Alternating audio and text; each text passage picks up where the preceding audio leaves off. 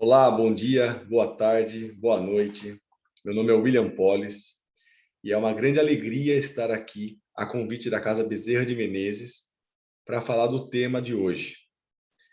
Antes de nós iniciarmos, eu gostaria de convidá-los a fechar os olhos, conectar-se com a espiritualidade, com um pensamento de alegria, aquela nostalgia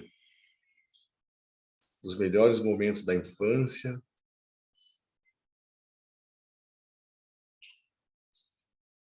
em que há um sentimento de calmaria, paz, harmonia, equilíbrio. E isso permite com que você comece a aquietar o coração e se abrir de forma preparada para o conteúdo que hoje teremos a oportunidade de estarmos detalhando, compreendendo, e que isso possa, ao longo do tempo, ajudar aos nossos momentos de desequilíbrio, trazermos nós para o equilíbrio e a harmonia. Que assim seja. Bom, então eu preparei um pequeno material aqui, que eu acredito que ele vai ajudar a gente bastante para nos guiar. O tema de hoje vem falar sobre emoções, sentimentos e estados de humor. E saber diferenciar com clareza emoções, sentimentos e saber o que é estado de humor, para mim, foi a grande novidade aqui. Me deparei com esse assunto através do Haroldo Dutra, né? Que montou um conteúdo sobre esse tema, e eu trago aqui para a gente poder debater um pouquinho e com exemplos do nosso dia a dia. Né? Bom, em Joana de Ângeles, quando a gente vai buscar a etimologia da palavra emoção, emoções, emoção, se a gente vai no dicionário, ele fala que é do latim, né? Mover, ex mover, que significa mover para fora, pegar o que está dentro de nós e colocar para fora. Se a gente vai em Joana de Ângeles, é claro que Joana de Ângeles, bastante sofisticada, ela explica toda a construção da emoção e o papel dela na nossa construção como um ser integral. Mas de uma forma bem didática, eu busquei resumir o entendimento do que ela coloca, dizendo assim, ó, emoção é aquilo que a gente põe para fora. Normalmente, essa emoção ela tem a ver com uma reação a um fato. Então, uma vez que eu tenho um gatilho, né? Alguma coisa vem e me instiga, aqui um fato acontece, eu reajo, essa reação que eu ponho para fora, ela é a emoção. E isso tem a ver com reações orgânicas, é fisiológico, a gente sente mesmo de fato, né? Normalmente tem a ver com intensidade, porque varia, coloca a gente num estado bastante claro, né?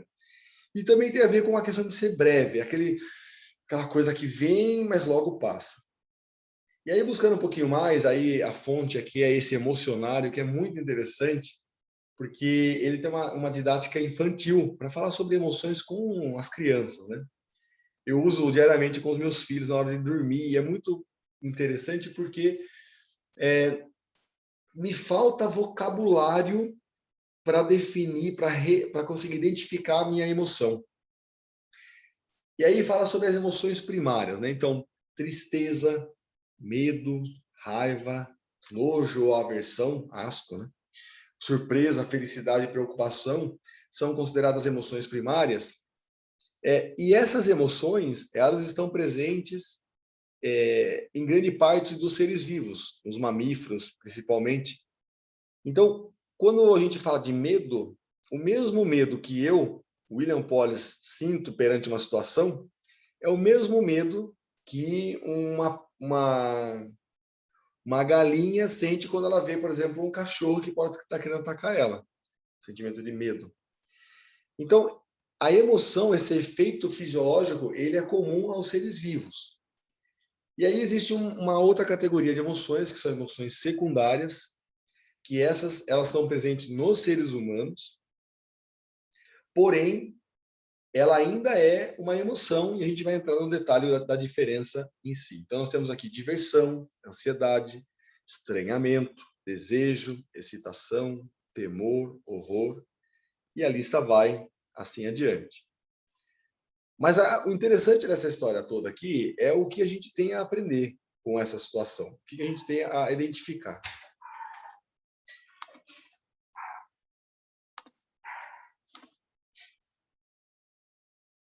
Então, nós temos essas emoções primárias, presentes em todos os seres vivos, essas emoções secundárias, presentes no ser humano, e ainda assim são emoções que são comuns. Então, o desejo, a parte fisiológica do desejo, é o mesmo que se sente numa pessoa, que se sente no outro. E isso é uma ação que vem para fora, de uma forma breve, e a ideia aqui é dar um pouquinho mais de informação sobre a emoção. E aí, quando a gente vai um pouquinho já para a linha do sentimento, o sentimento, se a gente buscar a origem dele, que vem do latim, ele tem a ver com opinião. Olha que interessante. Sentimento, afeição. Sentimento, ele é uma impressão digital. Cada pessoa tem um sentimento diferente. Então, quando a gente fala assim, amor, confiança, insegurança, existem as emoções que envolvem aquele sentimento, e vem também junto para formar esse entendimento as memórias que tem, as experiências que viveu, as crenças que tem, a fé que comunga, os exemplos que tem. Então, essa composição de a parte fisiológica, a emoção, mais as experiências formam um sentimento que é único. Nenhum ser humano sente de forma igual. E é interessante que, se a gente pegar em Joana de Ângeles e fazer um resumo, diferente da emoção que é para fora, o sentimento ele é para dentro. Ele tem a ver com a composição de todas as experiências que aquele indivíduo, que cada um de nós já experimentamos na vida. Ele não tem uma intensidade como a emoção, e ele é uma questão de mais longo prazo. Então, a emoção vamos dizer, a emoção é aquela coisa, né, instantânea, o sentimento é uma coisa mais duradoura, a emoção é mais intenso, enquanto o sentimento ele é um pouquinho mais suave. Então, alguns exemplos aqui, né? Vamos tentar vivenciar aqui o amor, sentimento de amor, o sentimento de confiança, o sentimento de insegurança, o sentimento de ódio, que é diferente da raiva, sentimento de saudade. O ódio, por exemplo, envolve uma necessidade de uma vingança, uma injustiça, enfim. Olha que interessante, ó. Se a gente pegar um pouquinho de medo, um pouquinho de preocupação, um pouquinho de raiva e um pouquinho de tristeza, o medo, me preocupo, fico com raiva e ao mesmo tempo triste. Se eu consigo fazer uma mistura disso em doses, em porções, eu tenho aqui o sentimento do ciúme. O ciúme tem um pouquinho do medo. Será que tá tudo bem? Tem uma preocupação. Eu não sei onde está, né, o que está fazendo. Tem um sentimento de raiva, porque por você não ter o controle, isso te traz uma tristeza. Então, colocando isso de uma forma única, gera o sentimento de ciúme. E é muito interessante que, se a gente analisar, a gente consegue compor outros sentimentos olhando para as emoções que formam ali. Mas seria basicamente pegar um monte de emoção e bater, né? Porque o que gera sentimento, o que gera preocupação para uma pessoa não é o mesmo que gera para outra. O que gera raiva para uma pessoa não é o mesmo que gera para outra. E considerando isso misturado para formar um sentimento, temos uma impressão digital, algo único e individual de cada ser humano. Então, emoção, sentimento. E aí, quando a gente fala um pouquinho de estado de humor, é um conjunto de sentimentos. E aí, nesse manual de psicopatologia, até o livro aqui, ele é muito bom, é uma leitura leve. O Elie Cheniak, ele é brasileiro, ele é do Rio de Janeiro, e ele escreveu esse livro que vem listando esses estados do humor. Se a gente olha no CID, né, o Código de Identificação das Doenças, toda a doença, né, que é considerada doença da alma, né, são considerados transtornos do humor. Então, a bipolaridade, a depressão, a esquizofrenia, síndrome do pânico, tudo isso ele vem comentando aqui, explicando um pouquinho mais. Síndrome do espectro autista, transtornos de ansiedade, transtorno do estresse pós-traumático. Então, a gente está falando de um conjunto de emoções que são pontuais, intensas, fisiológicas, que compõem sentimentos, que são mais duradouros, mais leves, e esse conjunto de sentimentos, levando ao longo do tempo, ele vai se compondo e formando um estado de humor. E quando a gente começa a cultivar sentimentos, mais sentimentos negativos, mais sentimentos que tem a ver normalmente para alimentar o ego, alimentar o eu, ao invés de alimentar o alter, né, o outro, servir, mais nós vamos comprometendo o nosso estado de humor para um estado de humor patológico, ou seja, algo que nos faz mal, nos deixa muito mal. Em especial nesse momento de pandemia, é muito claro que isso, essa informação toda que chega a todo momento, se a gente não faz um trabalho de curadoria, de filtrar as informações que chegam até nós simplesmente entramos num medo profundo, e esse medo, essa preocupação excessiva se torna um sentimento de tristeza profunda, e que, se ele vai sendo cultivado, ele se transforma numa depressão, se transforma em outras composições de estado de humor. Então é muito interessante. Então, uma forminha simples a gente olhar é assim, ó, resuminho, né?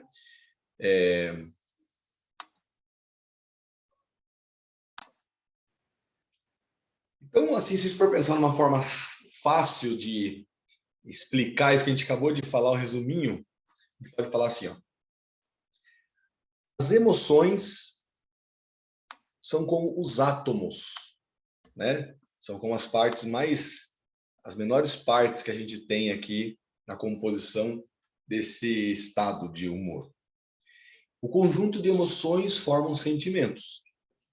E esses sentimentos, conjunto de sentimentos, formam um estado de humor. Então, as emoções são os átomos, os sentimentos são as moléculas, que é um grupo de átomos. Então, um exemplo aqui de H2O. Aqui é um hidrogênio, H2. Então, 2 hidrogênios, 1 oxigênio. E o conjunto de moléculas forma a matéria. A matéria, que pode ser estado líquido, gasoso, é o nosso estado de humor. Nos forma a nossa composição, a nossa elasticidade, a nossa composição imaterial, que no caso da nossa questão espiritual, tem a ver com essa composição. E olha que interessante aqui o exemplo. Se a gente pega, por exemplo, uma receita de bolo de cenoura, então tem lá ovos, azeite, fermento, cenoura, açúcar, farinha. Então a gente coloca um pouquinho de cenoura, um pouquinho de ovo, bate tudo isso, coloca essa massa batida para assar, forma lá a massa do bolo. Só que se alguém fala assim, não, faz o seguinte, depois que a massa está pronta, tira a cenoura daqui. Fica difícil, né? Não, tira só o ovo daqui.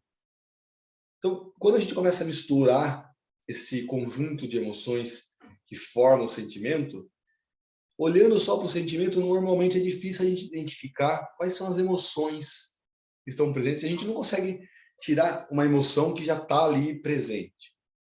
E esse conjunto de sentimentos, aqui estou com um monte de bolo aqui de vários exemplos, forma a nossa mesa, né? A nossa composição dessa mesa aqui, nosso estado de humor, que é o nossa forma de, nosso modelo mental também, a gente pode dizer o modelo mental, né? A forma de encarar o mundo.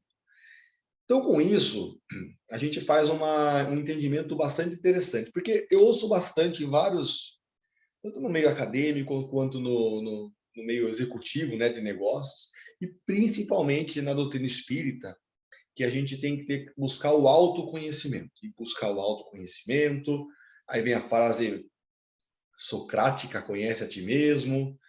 E aí, quando a gente fala, bom, beleza, claro, eu quero conhecer a mim mesmo. O primeiro ponto para conhecer a si mesmo é começar a fazer um exercício de parar, um exercício de se autoavaliar, se autovisualizar. Pensando no dia, se a gente olhar para o dia e como se a gente tirasse aqui uma câmera, um drone que nos filmasse e fizesse uma análise do meu comportamento no decorrer do dia. E eu tivesse isso como uma forma disciplinada, uma forma contínua de autoanálise. E nessa autoanálise, eu conseguisse identificar quais são as emoções presentes ali, como que essas emoções se compuseram para formar o sentimento, e como que isso influencia no meu estado de humor. Aí a gente sai daquela coisa, vamos fazer o autoconhecimento, e começa a fazer um trabalho de observação mesmo. E aí a gente vai na raiz das necessidades que nos fazem ter. Então, é muito interessante que nesse conteúdo que ele traz, ele fala que a analogia é a seguinte: o nosso desafio para o autoconhecimento é agir como igual um chefe de cozinha. O chefe de cozinha, ele tem aquela capacidade de comer, pegar uma colherada de uma comida qualquer, e aí ele puxa assim, né? Aqui tem um pouquinho de coentro, também estou sentindo o finalzinho de um limão, uma camada de maracujá. Então, essa capacidade de pegar aquela massa e conseguir tirar as partículas, as composições menores ali, é algo realmente muito difícil, que um chefe, por exemplo, tem. Mas nós, como seres humanos, temos que buscar nomear essas emoções. E aí, quando chega no final do dia, por exemplo, ou no começo do dia, e tem uma rotina de parar, e aí tem gente que chama rezar, tem gente que chama de meditar, tem gente que quer se conectar, tem gente que chama de ambientar, enfim, o nome que você quiser. Mas é parar, você tem uma rotina de parar, pelo menos 10, 20 minutos, e começar a se autoanalisar. Começar a encontrar quais são as emoções presentes no dia. Então, aqui eu senti... Tenta por aqueles 7 primeiros que a gente falou. Os 7 primeiros aqui, ó. Tristeza, medo, raiva, nojo, surpresa, felicidade. Se não for o suficiente, cai para a lista secundária aqui, né? Nostalgia, encantamento, interesse.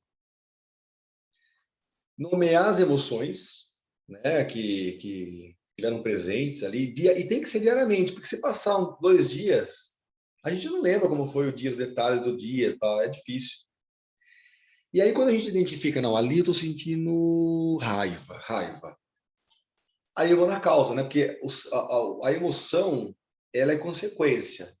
Ela é consequência de algo que eu não consegui alcançar, ou que eu alcancei, né? Uma expectativa. Que tem como causa uma necessidade. Então, quando eu começo a encontrar a necessidade, o que me fez sentir aquela emoção, eu começo a buscar me compreender. Então, quer ver um exemplo simples? Vou pegar agora exemplos meus, que acho aqui que começa a gente ver na prática. Tem dias que eu chego do trabalho e, por mais que tenha sido um dia muito farto, de bastante conquistas, projetos entregues, tarefas realizadas, eu chego no final do dia com uma emoção de que fiquei devendo. Eu queria ter terminado 20 tarefas do dia, mas eu terminei 15. E ao invés de ficar feliz pelas 15 feitas, eu fico triste pelas 5 não feitas. Então, a emoção é de tristeza. Aí eu vou procurar entender por que me causou tristeza isso. Porque eu queria ter alcançado as 20 tarefas que eu me planejei, eu me mesmo coloquei para mim.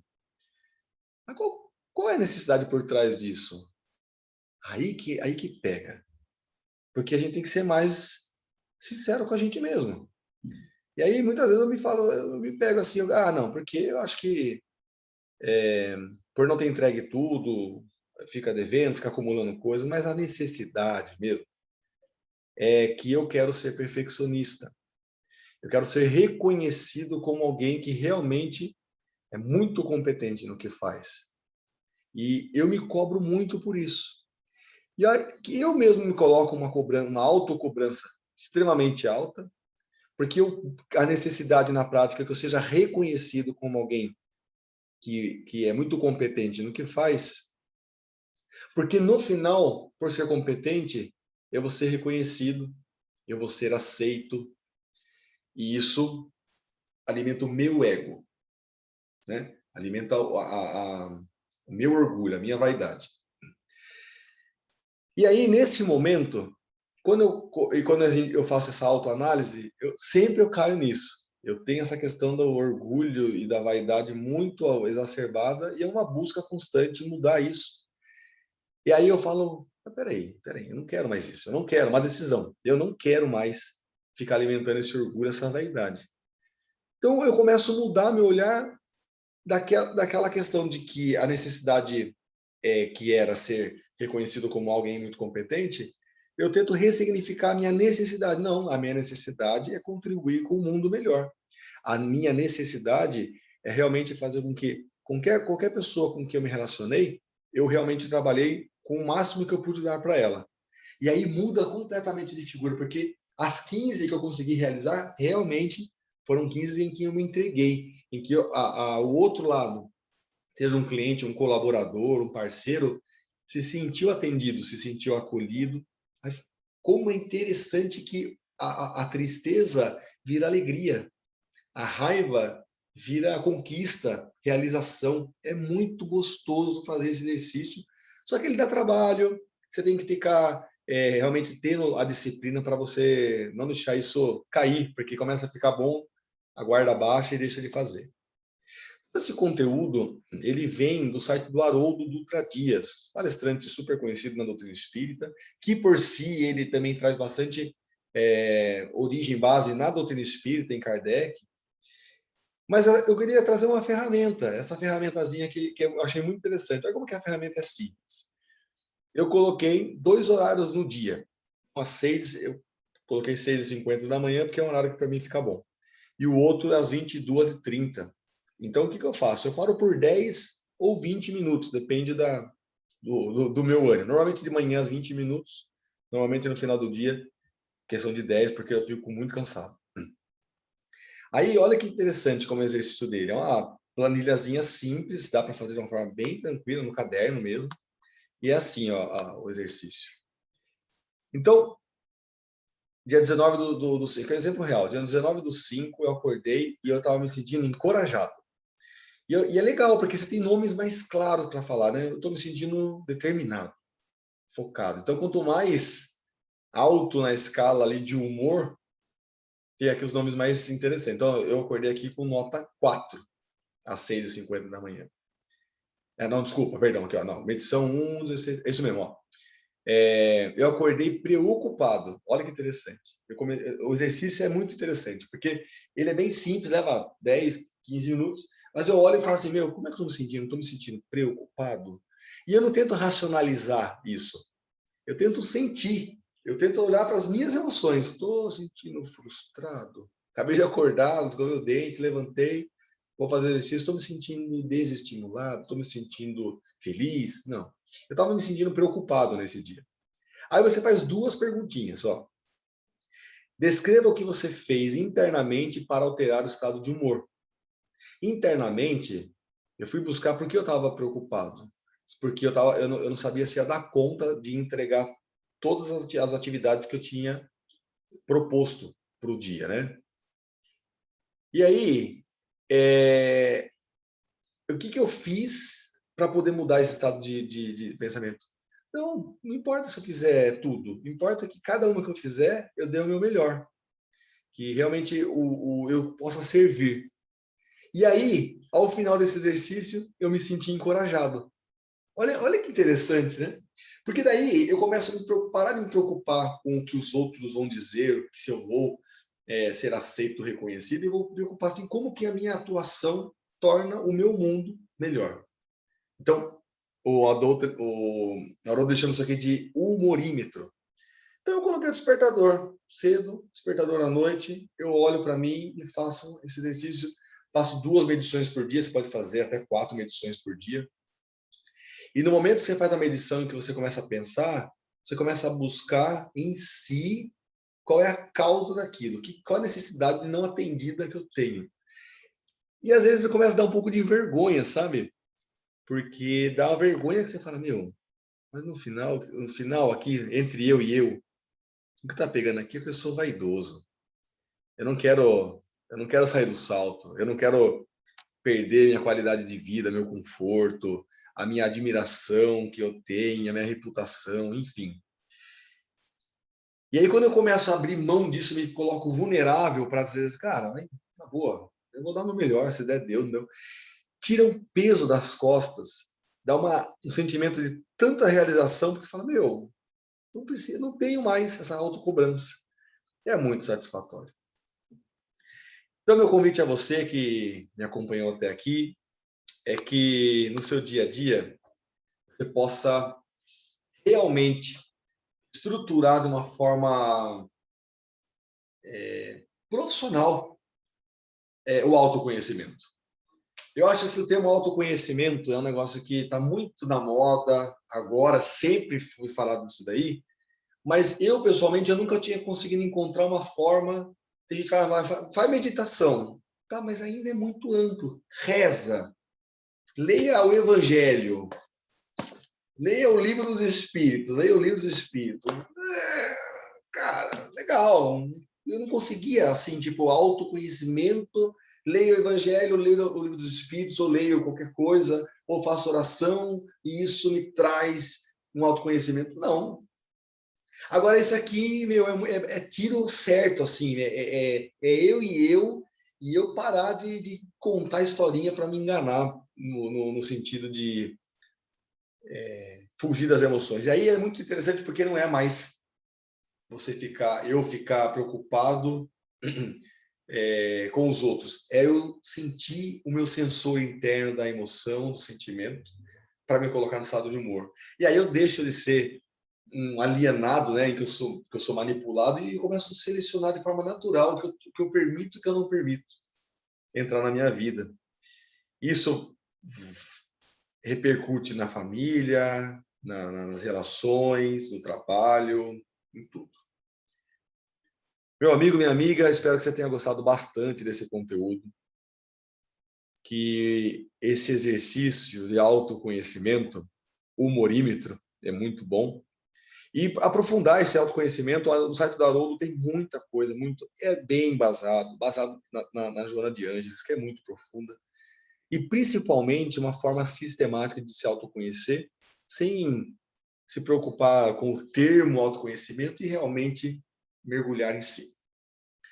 Uma excelente semana a você, que Deus te abençoe. Espero que você veja o valor que essa ferramenta tem e principalmente que isso tire de você esse peso, essa preocupação, essa ansiedade, esse sentimento amargurante de querer dar conta de tudo, de querer ter a solução, de querer ter a previsibilidade, porque no final do dia, o que importa mesmo é a gente estar conectado, ter uma resiliência, uma aceitação dos desafios que a vida dá, porque é isso, essa confiança, né? Tem aquela olhar as aves do céu que cantam, gorjeiam, se elas não se preocupam, porque você, como ser humano, minha imagem e semelhança, se preocupa tanto.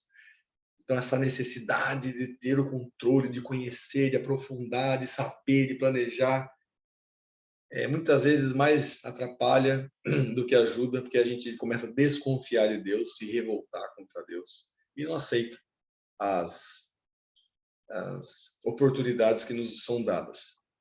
Uma excelente semana, Deus te abençoe. e até a próxima.